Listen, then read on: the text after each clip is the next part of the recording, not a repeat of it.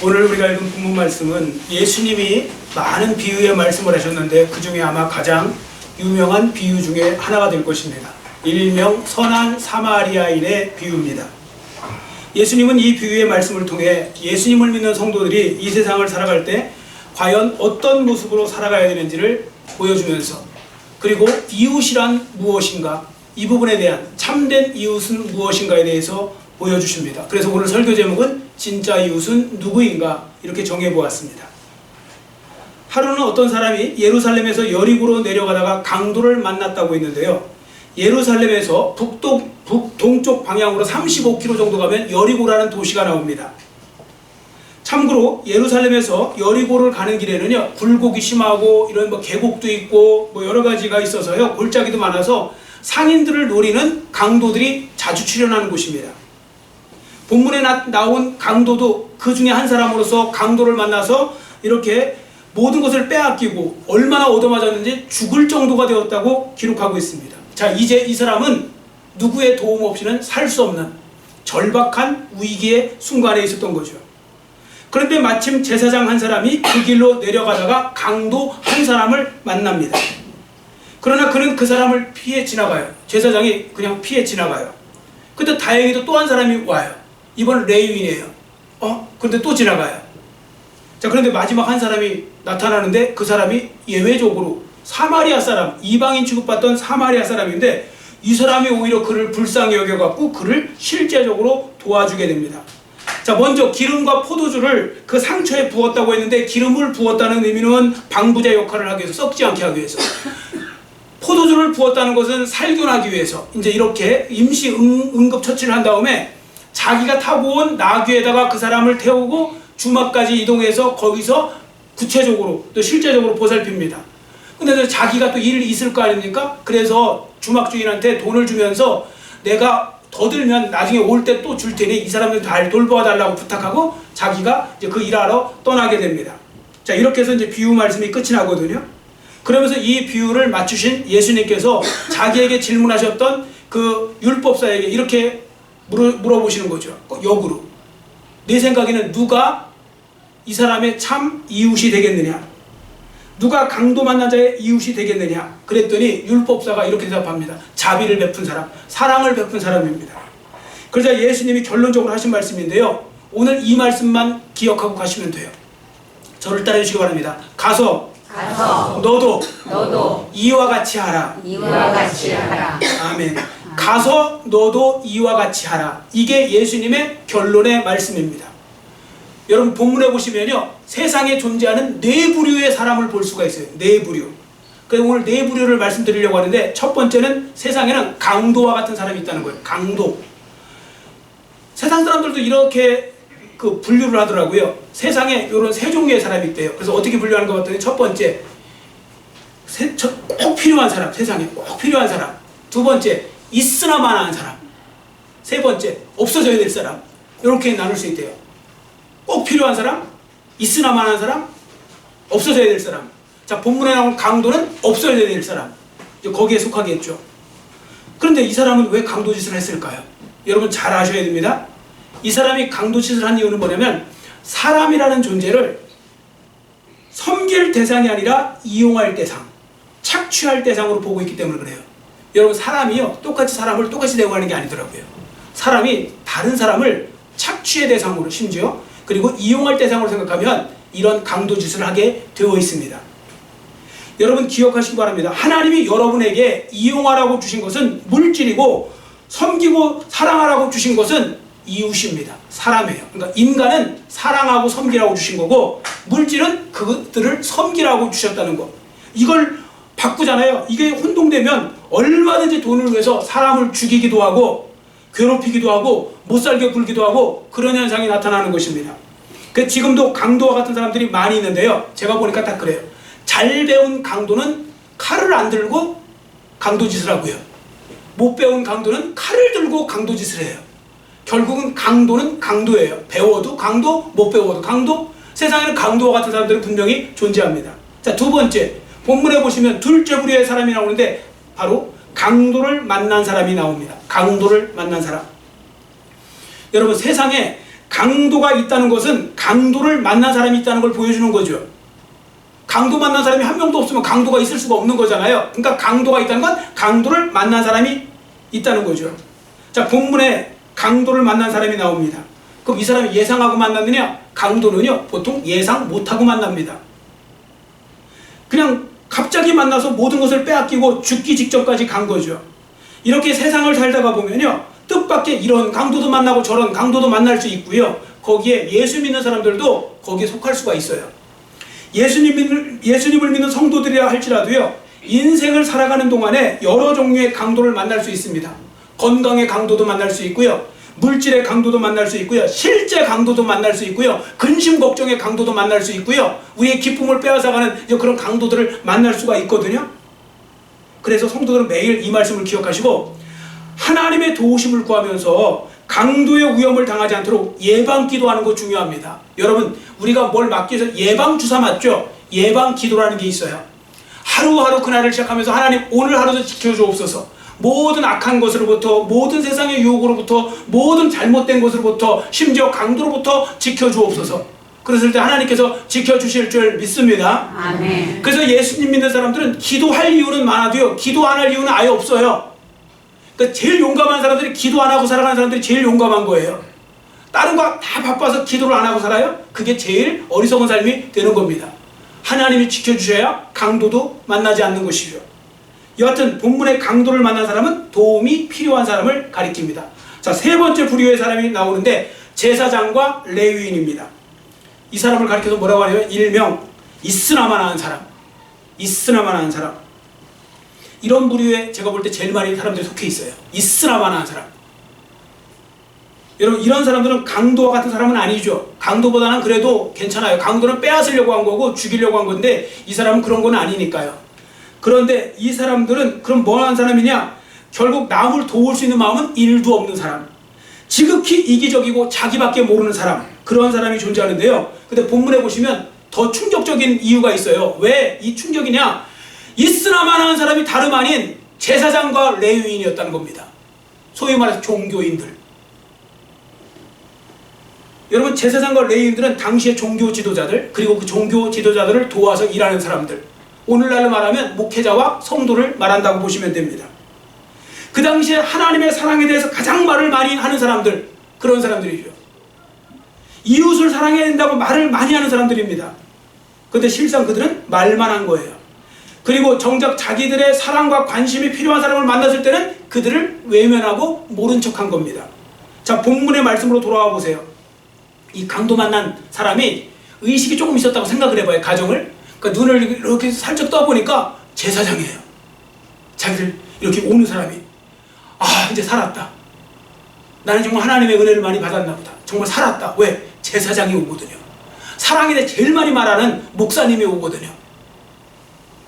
그런데 지나가요. 그냥 못 본 척하고. 순간 당황했겠죠. 근데 또 마침 또 누가 와요. 보니까 이번엔 레위인이에요. 교회 이름으로 장로님, 집사님들 뭐 이런 분들이 오는 거예요. 아, 이제 살았다. 그런데 또 지나가요. 그때 상심과 낙심은 말로 다 할 수 없었을 거예요. 왜냐하면 사람은 기대치라는 게 있기 때문에 그래요. 이분들은 도와줄 거라고 했는데 그분들이 모른 척 하잖아요. 그러면 그건 상처가 훨씬 커요. 기대하는 바가 크면 그러니까 상심하는 바도 커진다고요. 그러면 이 사람들이요, 제사장과 레위인들 왜 그냥 피해서 갔을까요? 어떤 분은 또 제사장하고 레위인들을 너무 좋아하셔갖고 그래도 종교인들을 보호하려고 그러는지 몰라도 이상하게 해서 그래요. 뭐라고 하냐면 지금 제사 드리러 가는 시간하고 딱 겹쳐갖고 거기 뭐 머무를 시간이 없어갖고 예배 시간 맞춰가냐고, 뭐 오늘 11시 예배 맞춰가듯이 뭐 맞춰가느냐고 지금 그렇게 한 거라고 뭐 이렇게 이제 해석을 해요. 완전히 잘못된 해석이에요. 절대 그거 아니에요. 자, 왜 그런지 보세요. 30절에 보시면 어떤 사람이 예루살렘에서 여리고로 내려가다 이런 표현 썼죠. 그 다음에 31절에 보세요. 제사장이 그 길로 내려갔다, 또 이 말씀을 쓰고 있죠. 그러니까요, 이거 뭐냐면, 자 보세요. 우리나라도 수도가 서울이잖아요. 그럼 서울 올라간다 표현 많이 쓰죠. 그리고 파주에서 이런데 저 북쪽에서도 서울 간다고 하지 뭐 서울 내려간다 뭐 이런 얘기 잘 안 해요. 보통 그렇게 쓴다고요. 그런데 이스라엘에서 예루살렘은요 완전히 종교의 성지요, 수도예요. 그래서 무조건 이스라엘은 뭐라고 하냐면 예루살렘은 올라가는 거예요. 예루살렘으로 올라간다. 동서남북에 다 예루살렘으로 올라간다. 여호와의 성전으로 올라간다. 이런 표현을 써요. 자, 그러니까 여기서 보세요. 지금 이 사람은 예루살렘에서 여리고로 지금 내려가고 있는 게 맞아요. 그럼 내려가고 있다는 얘기는 뭐냐면 제사장과 레위인들은 자기가 할 예배 다 드리고, 옛날로 말하면 제사 다 드리고 할 일 다 하고 그렇게 하고서 내려갔다는 거예요. 내려가고 있는 중. 그러니까 지금 시간이 없는 게 아니에요. 지금 예배 다 끝나고 그 예배 다 끝나고 집에 가고 있는 중이에요. 자, 그런 속에서 시간이 있는데도 그냥 지나간 거예요. 그럼 왜 지나갔을까요? 그냥 그들은 말은 사랑해야 한다고 외쳤지만 그 자신은 정작 남을 사랑할 줄은 모르는 철저한 이기적인 사람이었기 때문에 그렇게 했다는 것입니다. 이것은 레위인들도 마찬가지입니다.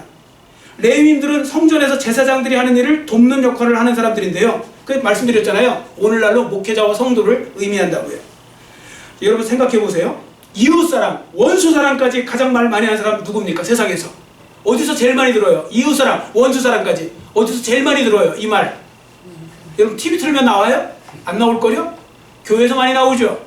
교회에서 목회자가 열심히 그 설교하죠. 여러분들도 그렇게 해야 된다고 하죠. 이웃사랑하게 해달라고, 원수사랑까지 하게 해달라고 뭐 이렇게 하죠. 그래서 세상 사람들도 그거 알아요. 근데 말만 그렇게 하고 사는 사람들이 많다는 것입니다. 그래서 세상 사람들이 더 상처를 받고 이렇게 말하는 거죠. 교인들은 뭐만 잘한다고 해요? 들어보셨을 거 아니에요. 교인들은 뭐만 잘해요? 예, 다 잘하시네요. 말만 잘한다고. 말만 잘한다고. 말은 잘해요. 말은 청산유수라고. 이게요. 그래서 아까 말씀드렸죠. 여러분들 속된 표현을 한번 써볼게요. 양아치들한테 기대하는 바 있어요? 여러분 양아치 하는 건 사랑을 베풀고 이웃을 도와주고 이런 생각 전혀 안 하죠. 그리고 여러분 양아치가, 속된 말로 양아치가 이웃을 안 도와줬어요. 그것 때문에 여러분 상심돼요? 안 되죠. 어차피 그런 애라고 생각하니까. 근데 세상이 교회에 대해 인식은 달라요. 제가 그냥 이 말씀 그래도 도움이 될까 말씀드리는 거예요. 한 두 주인가 3주 전에 모든 예배 오후에 제가 예배 끝나고 나니까 한 청년이 찾아왔어요. 근데 딱 보면 가끔씩 이제 돈을 구하러 오는 사람들이 있어요. 이게 아예 그냥 전문적으로 돈 받으러 다니는 사람이 있는데 이 청년은 그게 아니에요. 보니까 딱 보면 알아요. 하도 많이 봐갖고 제가 막 하도 많이 봤다 가는데 그 청년이 딱 들어오더니 그러는 거예요. 잠깐 말씀 좀 드릴 수 있을까요? 그래서 제가 들어오라고 그래서 제 방에 이제 오라고 그래서 거기 앉혀놓고서 얘기를 들어봤어요. 그랬더니 뭐 제주도에서 뭐 이렇게 오는데 서울에 어디 대학 다니는데 휴학을 했는데 뭐 그러다가 뭐 부모랑 뭐 이게 있어갖고 자기 혼자 돈을 벌어서 써야 되나 봐요. 그래서 이제 그랬는데 이제 일용직 하느냐고 뭐 쿠팡 같은 데 가서 뭐 일하고 그랬었는데 그게 뭐 갑자기 이제 뭐 돼갖고 없는 거예요. 돈이 지금. 그래서 자기가 그럼 돈 달라고 보통 와서 돈을 달라고 그래요. 그래서 돈 달라는 소리를 한 번도 안 해요. 그냥 혹시 오늘 여기서 잠만 좀 자면 안 되냐고, 잠잘 곳이 없냐고. 그래서 제가 잠잘 곳이 미안하지만 여기는 없다고. 그랬더니 그 친구가 너무 그러는 거예요. 목사님 그래도 감사합니다. 목사님이 저를 이렇게 들어오라고 해갖고 이렇게 말이라도 들어줘서 감사합니다 그러더라고요.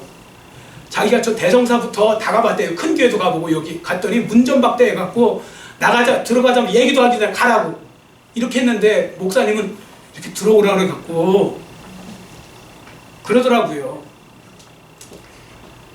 그리고서 그러는 거예요. 그냥 하여튼 말씀만 들어서 감사하다고 그냥 나가더라고요. 나가는데 너무 짠한 거예요. 이 친구가 또 젊은 친구인데. 그러다 마침 5만 원이 있더라고요. 어떻게 저한테 그때 막 5만 원이 있었어요. 그 5만 원을 들고 나갔어요. 그리고 이제 엘리베이터 기다리는 데서 그랬어요.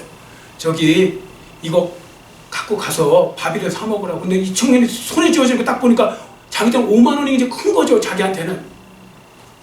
깜짝 놀라면서 그러는 거예요. 목사님 저기 이거 제가 언제 갚을지 모르는데. 그래서 아니 갚으라고 준 거 아니니까 그냥 밥 사 먹으라고. 그랬더니 그럼 제가 오늘 이거 갖고 찜질방 가서 잘게요. 그러면서 너무 감사합니다. 뭐 이러면서 이거 잊지 않겠다고 그러고 가는 거예요. 그래서 제가 딱 들어와 생각했을 때 이 청년이 왜 절이나 왜 교회로 다녔을까? 그래도 거기 가면 사랑을 베풀 사람이 있을 거라고 생각하고 왔는데 문전박대를 몇 번 당하고 끝에 우리 교회로 온 거였어요. 그래서 제가 그걸 보고 너무 그래도 잘했다. 어쨌든 뭐 별거 아니지만 그래도 그 청년한테는 힘이 됐겠다.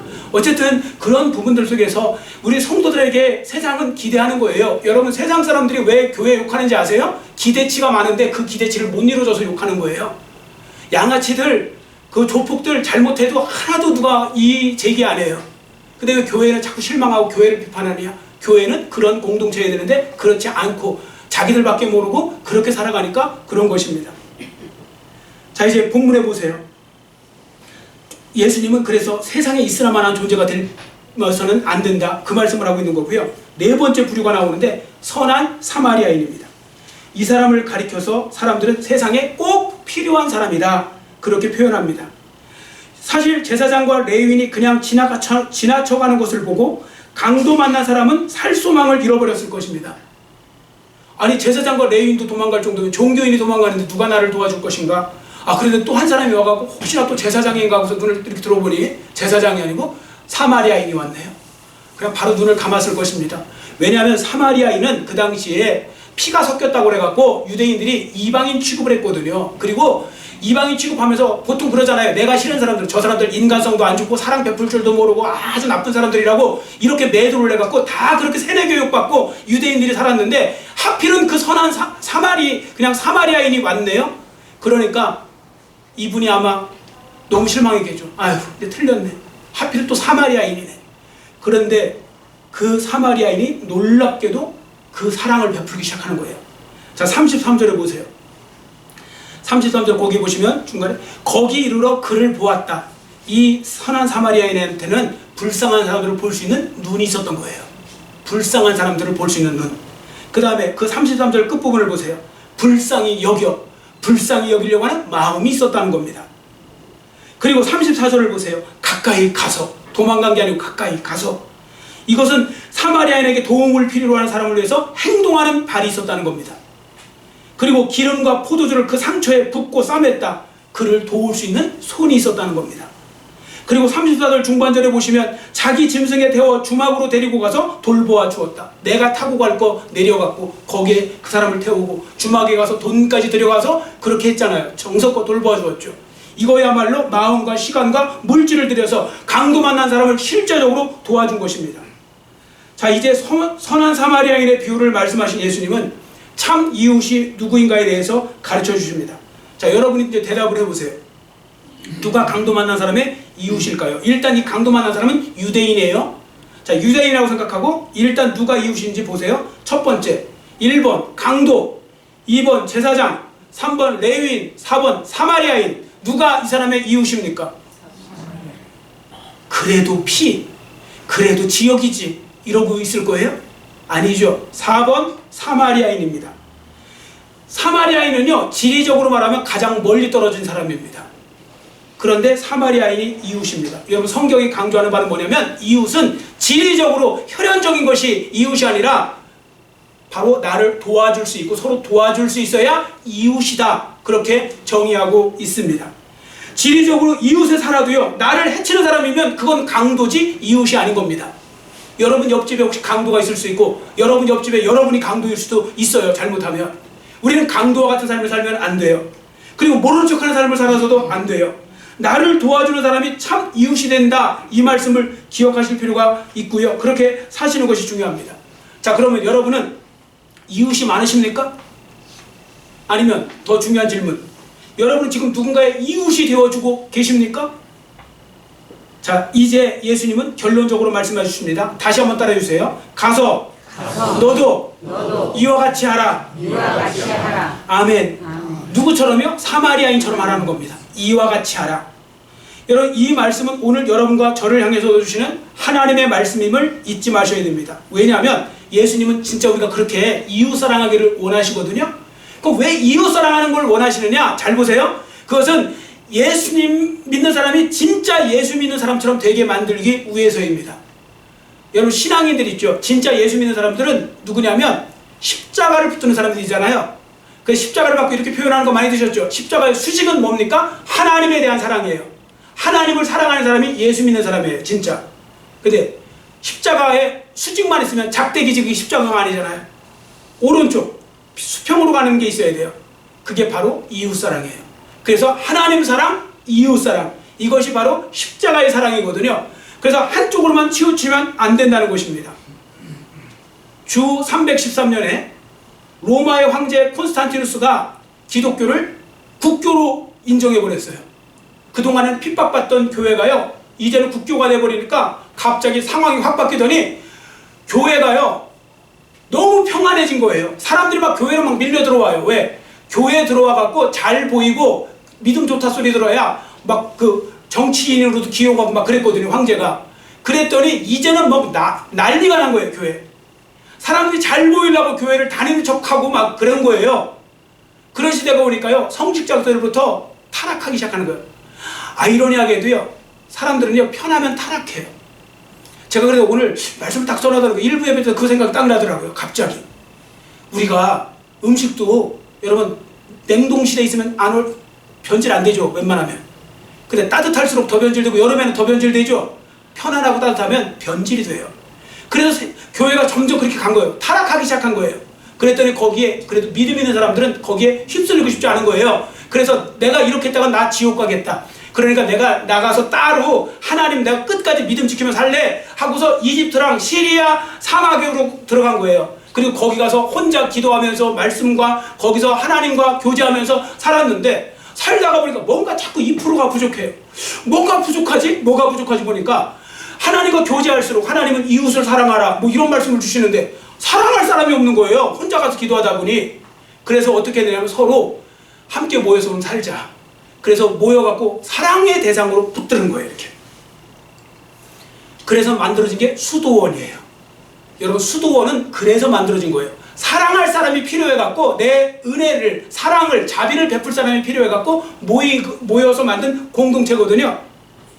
자, 그러니까요, 여러분들 아셔야 돼요. 여러분에게 혹시 지금 도와야 될 이웃이 있잖아요, 어려운 사람. 그 사람을 도울 때 그 사람은 여러분에게 짐이 아니에요. 단지 여러분에게 축복의 불쏘시개가 될 수 있다는 거, 그걸 아셔야 돼요. 하나님이 여러분에게 그거 맡겨주시고 그 일을 맡겨주신 것은 여러분에게 복을 주시기 위해서 할 수 있다는 거, 그걸 아셔야 돼요. 그래서 축복의 불쏘시개가 얼마든지 될 수 있는 것입니다. 그런데 문제는 뭐냐면 많은 성도들이 옆으로 이웃 사랑하는 일은 잘하지 못한다는 거예요. 그래도 어느 정도 신앙생활 하시잖아요. 하나님 사랑하는 건 좀 잘하세요. 그래도 하나님 사랑 못하는 사람도 많지만 웬만하면 잘하세요. 근데 이웃 사랑은 되게 못하세요. 그 왜 그런가 제가 생각을 해봤거든요. 그랬더니 너무 이기적이라고 그런 것 같아요, 사람이. 그 왜 이기적이냐? 잘 보세요. 여러분 양심껏 대답해 보세요. 여러분이 지금 어떻게 보면 하나님 앞에 열심을 내는 이유가 뭐예요? 혹시 복 받고 싶어서 그런 거 아니에요? 그런 거 있지 않아요? 그런 마음? 있으시죠? 있으면 있다, 없으면 없다. 대답을 하세요. 있으시죠?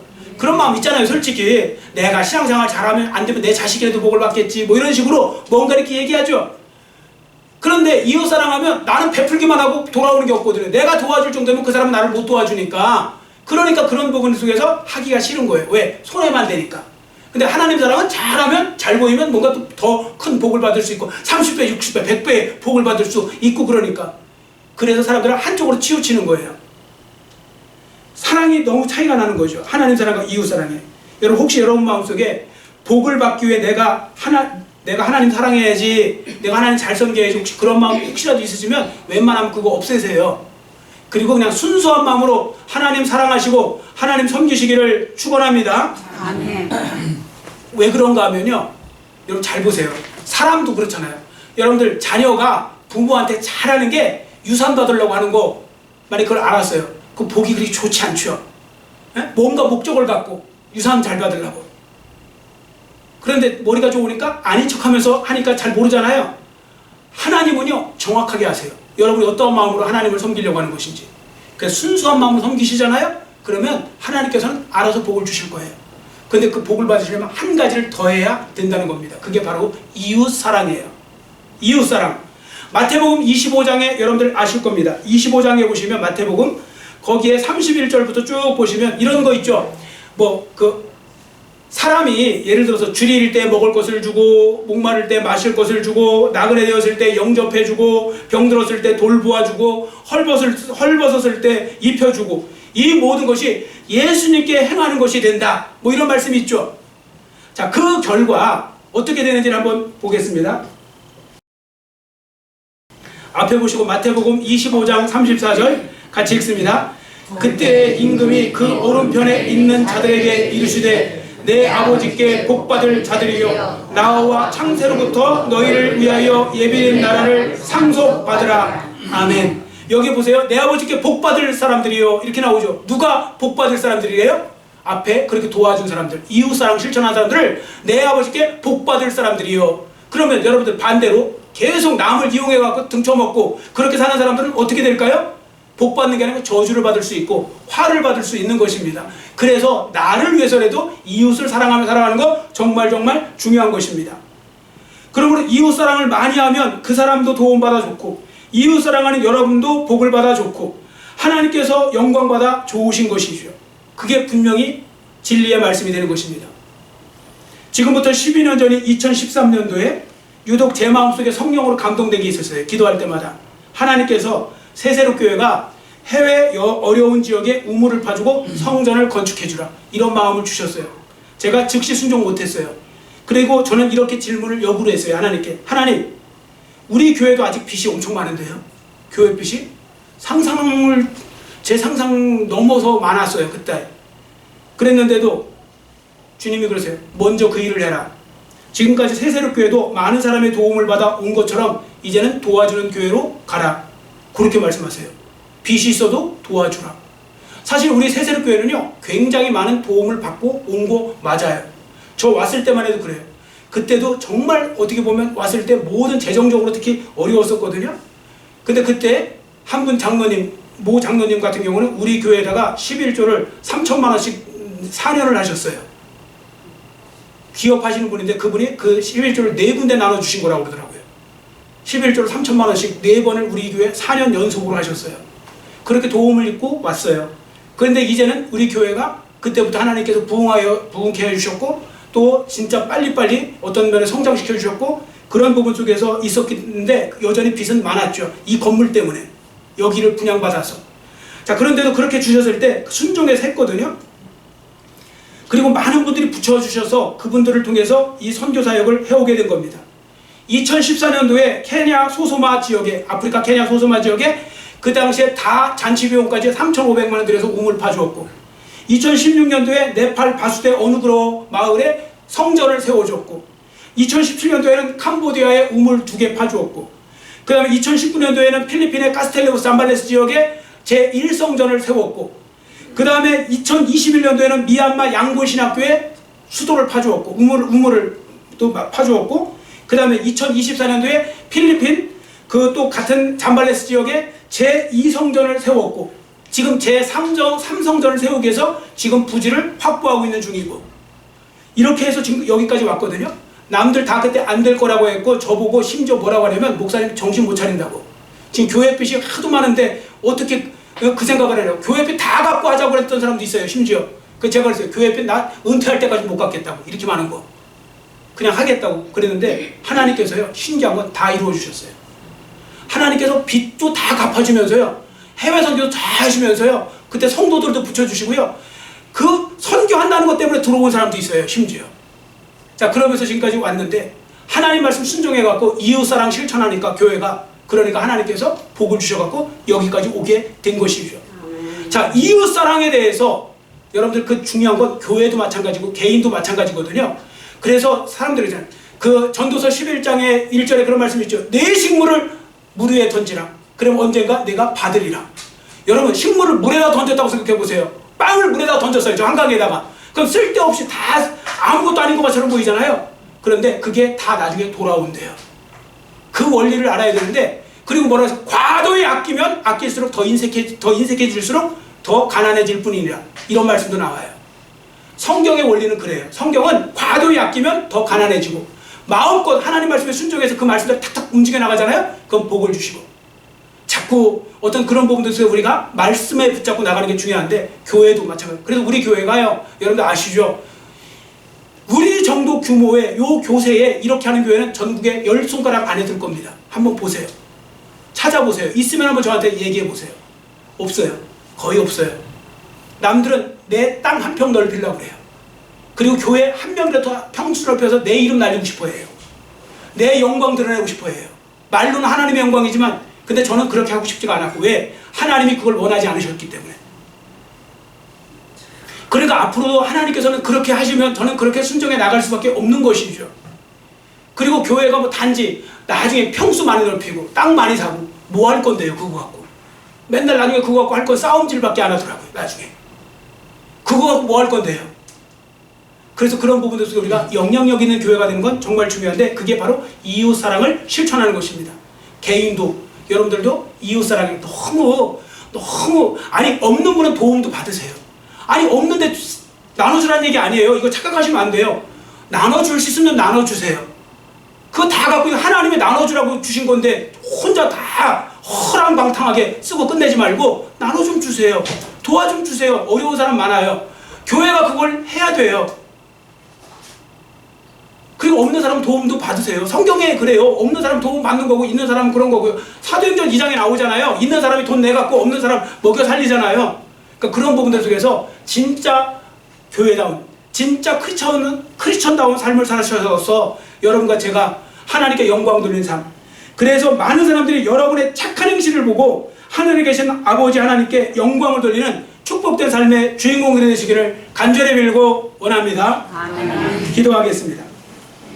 사랑하는 하나님 아버지, 오늘은 말씀을 통하여 진짜 이웃이 누구인가를 보았습니다. 내 옆집에 산다고 내 가족이라고 진짜 이웃이 아닙니다. 진짜 이웃은 내가 도와줄 수 있어야 진짜 이웃, 나를 도와주는 사람이 진짜 나의 이웃이 되는 것입니다. 성경의 말씀을 잘 기억하게 해주시고, 나에게는 진짜 이웃이 있는가, 또 나를 돕는 이웃이 있는가, 나는 누군가의 이웃이 되어주고 있는가 다시 한번 생각해 보면서, 우리 교회도 마찬가지고 더 나아가서 한국교회도 마찬가지고 정말 세상 사람들이 기대에 부응할 수 있는 그런 교회, 그리고 그런 마음, 그런 목회자들, 그런 성도들, 그러한 아버지 하나님 공동체가 되기를 원합니다. 성도들 한 분 한 분도 하나님 마음을 주시고, 그래서 너무 인색하게 살지 말게 해주시고, 작은 일이라도 도와주고 손을 펼칠 수 있는가, 하나라도 더 갖기 위해서가 아니라 하나라도 더 나눠주기 위해서 힘쓸 수 있는 그런 삶의 주인공 되어서 선한 사마리아인처럼 축복된 인생을 살아가는 하나님의 자녀들 모두가 될 수 있도록 은혜 베풀어 주시옵소서. 감사드리며 예수님의 이름으로 간절히 축복하오며 기도드렸사옵나이다.